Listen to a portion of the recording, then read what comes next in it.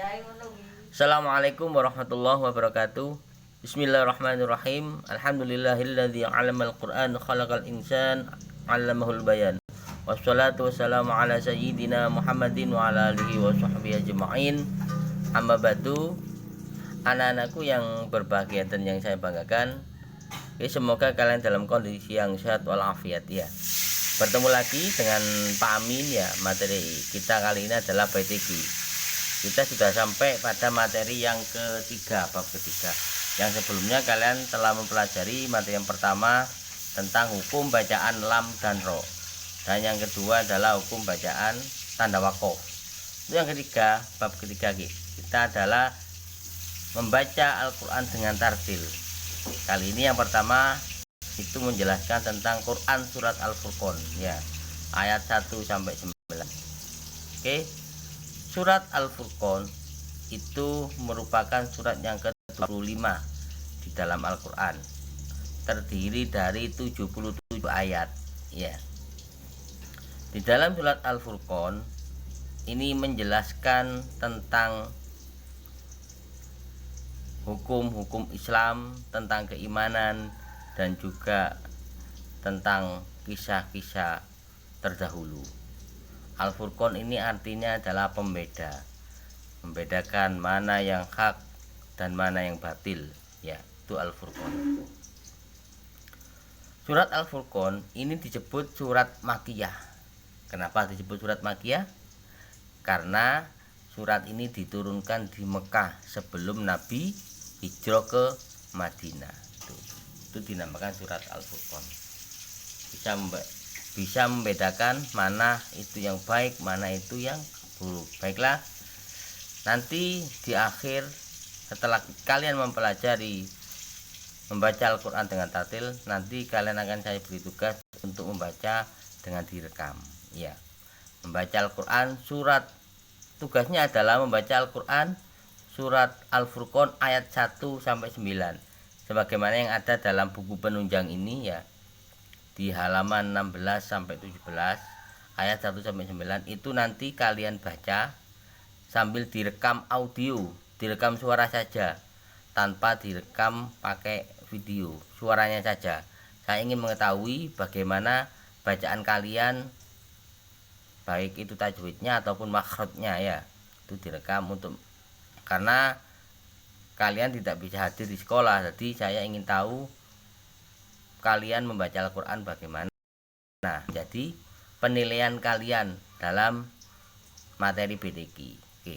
Oke, sebelumnya saya akan membacakan surat Al-Furqan ayat 1 sampai 9. Nanti bisa kalian tirukan makhrajnya ataupun tajwidnya. Kalau suaranya mungkin lebih baik suara anak-anak ya, termasuk lagunya. Baiklah, a'udzu billahi minasy syaithanir rajim. Bismillahirrahmanirrahim. Tabarakalladzi nazzalal furqana 'ala 'abdihi liyakuna lil 'alamina nadhira. Alladzi lahu mulkus samawati wal ardi wa lam yattakhidh walada ولم يتخذ ولدا ولم يكن له شريك في الملك وخلق كل شيء فقدره تقديرا واتخذوا من دونه آلهة لا يخلقون شيئا وهم يخلقون ولا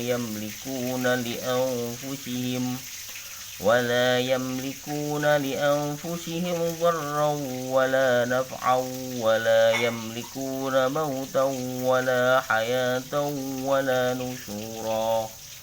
وقال الذين كفروا إن هذا إلا إفك افتراه وأعانه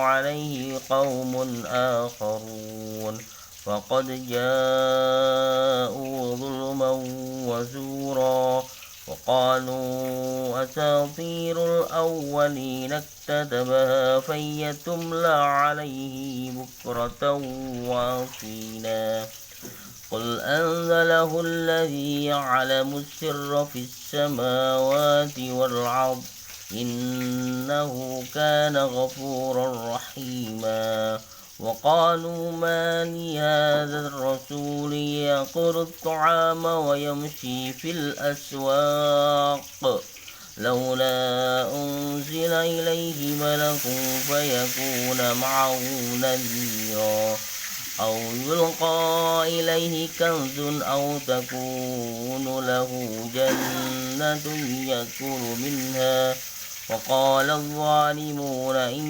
تتبعون إلا رجلا مسحورا انظر كيف ضربوا لك الأمثال وضلوا فلا يستطيعون سبيلا صدق الله العظيم. Itu tadi ya, membaca Al-Quran.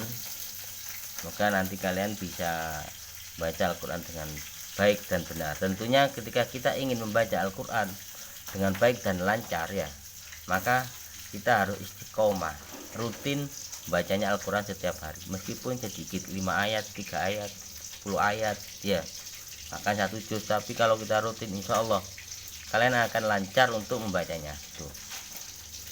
Nanti di sini setelah ada ayat Al-Quran ayat 1 sampai 9 surat Al-Furqan ya, itu ada artinya 1 sampai 9. Nanti bisa kalian baca artinya sendiri ya, bisa dipelajari arti dari surat Al-Furqan.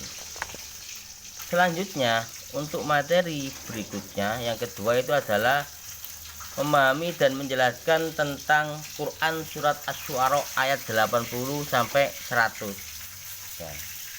Surat Asy-Syu'ara itu merupakan surat yang ke-26 di dalam Al-Quran, berarti setelah surat Al-Furqan tadi ya.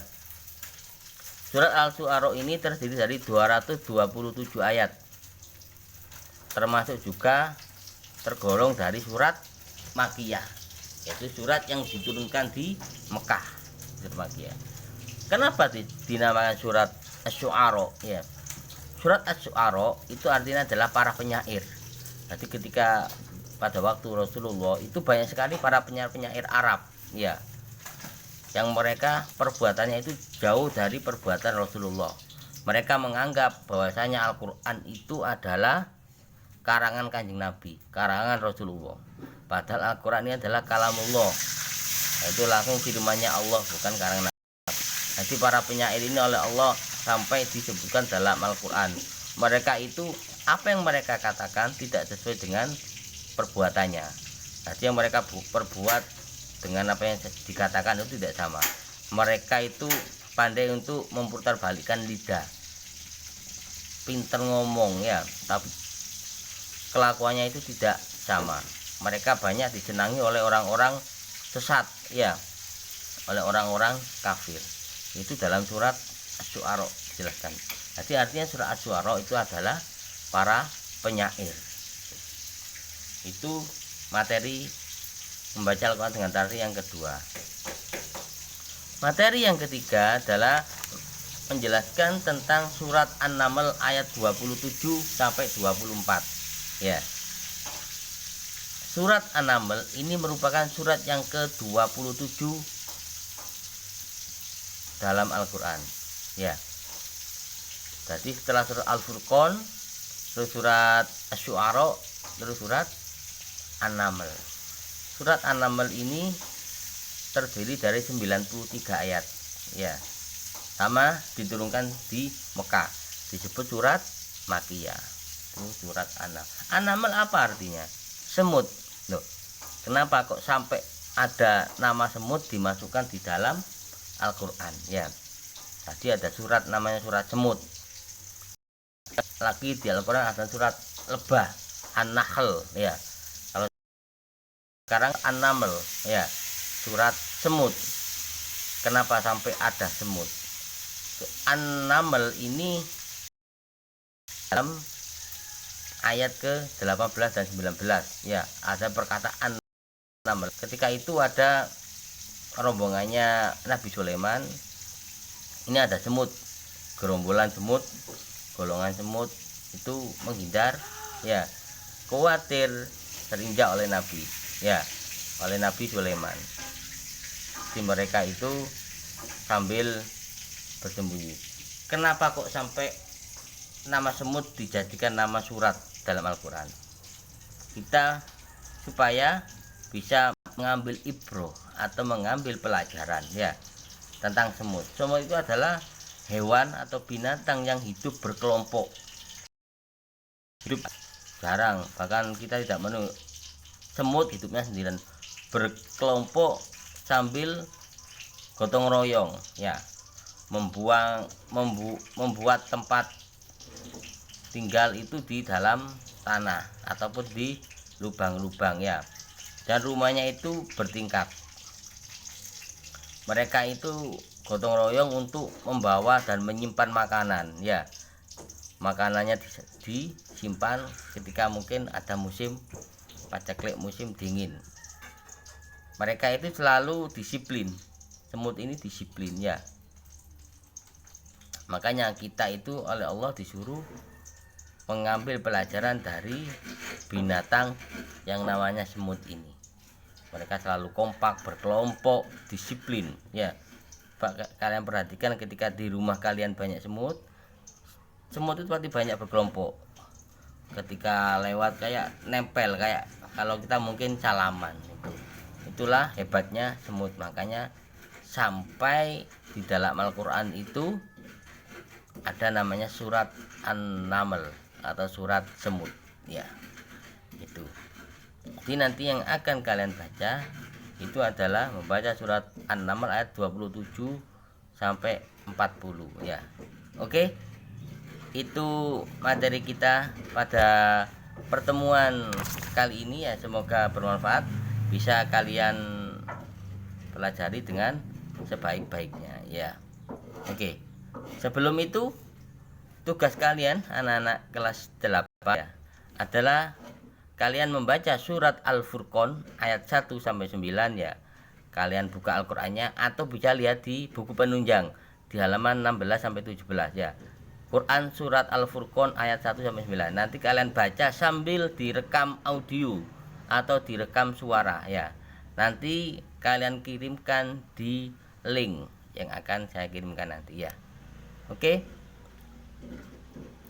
Supaya saya bisa mengetahui bacaan kalian ya, tentang bacaan Al-Quran secara tartil atau dengan benar sesuai dengan ilmu tajwid ya.